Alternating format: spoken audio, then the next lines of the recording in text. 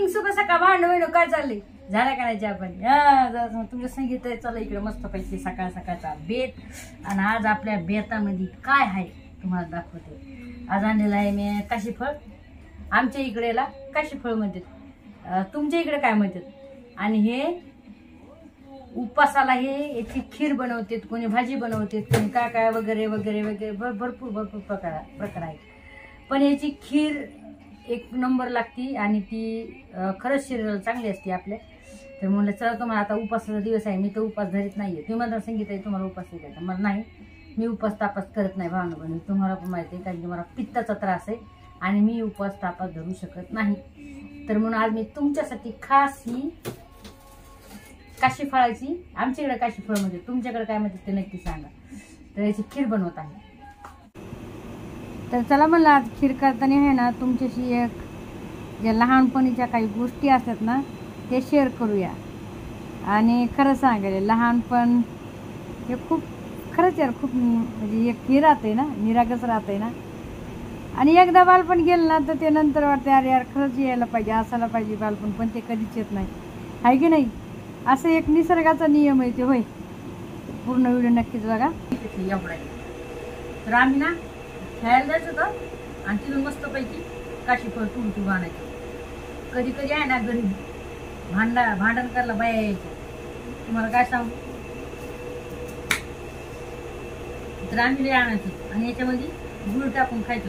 याला शिजवायचं आणि शिजवून सही याच्यात गुळ टाकून सही ना तसं पण खाते ते, आणि याची खीर पण लय भारी होऊन जाते। तर आज चला बालपणीची आठवण आली आणि आता नवरात्र चालू आहे त्याच्यामुळं म्हणजे मी रात्री लाईट होते।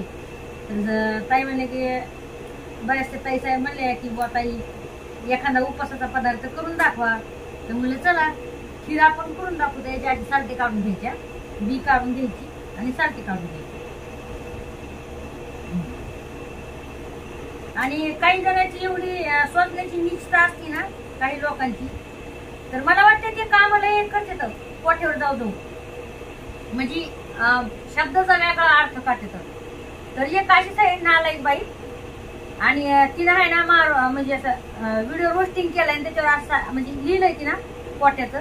तर मला काय वाटतं माहिती का तिला कोठ्याची लय माहिती आहे, कारण की ती जात असेल ना दररोज कोठ्यावर, त्याच्यामुळं। आता आमच्या इकडं कोठा म्हणतात बुवा गाईच्या म्हशीच्या बांधते तिथं, तर म्हणून सांगायला आले तिला लयच माहिती आहे आणि ती तेच काम करते कोठ्याचं। तर मी म्हणलं चला मग आता तुम्हाला दाखवतं खीर करून आज, आहे की नाही भावना बहिण।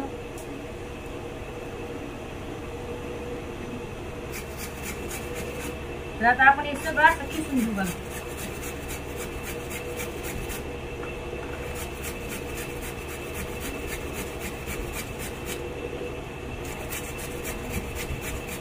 आणि खास मी तुमच्यासाठी काय आले बरं का भावना बहिण, ज्याला ज्याला उपास आहे का तर खाणार मीच आहे, पण तुम्हाला दाखवायला आले ना, म्हणजे कसं तुम्ही म्हणलात ना बाबा दाखवा सांगितलंय आम्हाला प्रकार हा खिरीचा आणि उपासाचा एक प्रकार करा। तसे तर मी दसम्या करणार होते, पण आता दसम्याचं पीठ आणावं लागल। मला जाऊ दे, हे आपलं साधं सोपं आहे आणि खायला पण छान लागते आहे। चला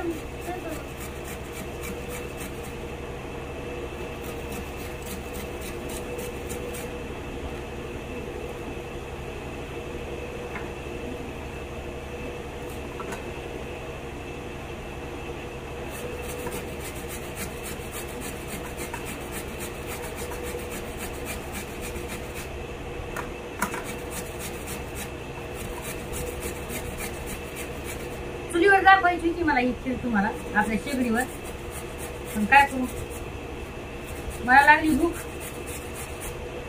मला चला पटापटा पटापटा करून घेऊया, आहे ना। तर शेगडीवर पटापटा होऊन जाईल ना, पण आज थोडं चक्र यायला लागल्यात मला बिना उपासाच्या। बायका 9 दिवसाच्या उपास घालतात त्यांना चक्र नाही येत, मी एक दिवसाचा पण नाही घरी तरी मला चक्र येतात, हो की नाही भावना।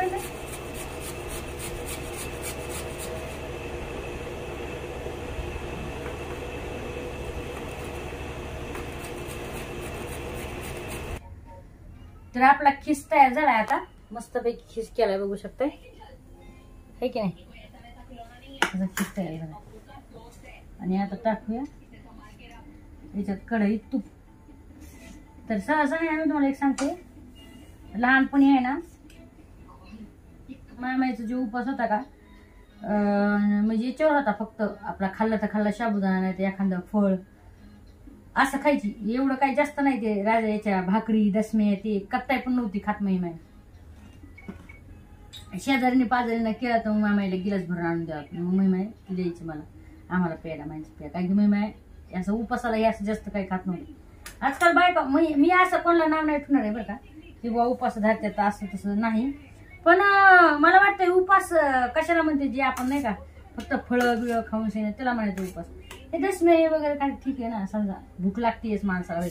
मी तर नाही पकडू शकत ते म्हणतात, मग तू पकडणार मग होय. तर नाही, मी नाही पकडू शकत उपास. मी तुम्हाला काही बोलणार नाही, पण सांगते की जर तुम्ही एक विश्वास ठेवून जर समजा मनामध्ये उपवास करतातच ना, तर मग असं एक मनातून करा, आहे की नाही. एवढंच माझं म्हणणं आहे बरं का, जास्त काय नाही. वाईट नका वाटू देऊ माझ्या ताई साहेबांना. होय लागतेच भूक, शेवटी माणसाचं शिरलंय होय. तर ही शिरलंय भारी होऊन जाते. आणि तुम्ही संध्याकाळच्याला आहे ना एक ग्लास नक्कीच प्या. याने आहे ना आपल्या अंगामध्ये ताकद पण येते आणि शरीरासाठी छान पण राहते. त्याची भाजी पण लय मस्त.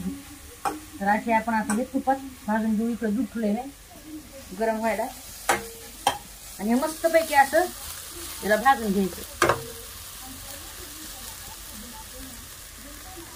आणि लहानपणी बघा अशी रेसिपी काय नव्हती बरं का. आणायचं एखाद्याच्या याच्याहून उकांड्याहून नाही तर एखाद्याच्या घराहून चोरून, पत्रावर पण अशी राहते आलेली येलो येते त्याचे मोठा मोठा लिहिले येते आणि हे मोठा मोठा लिहिले. तर आणायचे चोरून, घरी आले त्याच्या खापा करायच्या, शिजवायचं, त्याला गुळ टाकायचा त्याच्यात आणि खायचं. हे असं होतं. हे असं काय रेसिपी नव्हतं, अजून पण ध्यानात येते बरं का. आता आपलं हे परतीनं झाले मस्तपैकी. मी बारीक स्लो गॅसवर परतीले. आता दूध टाकूया, बघू शकता. मस्त थोडं पाणी टाकले बरं का,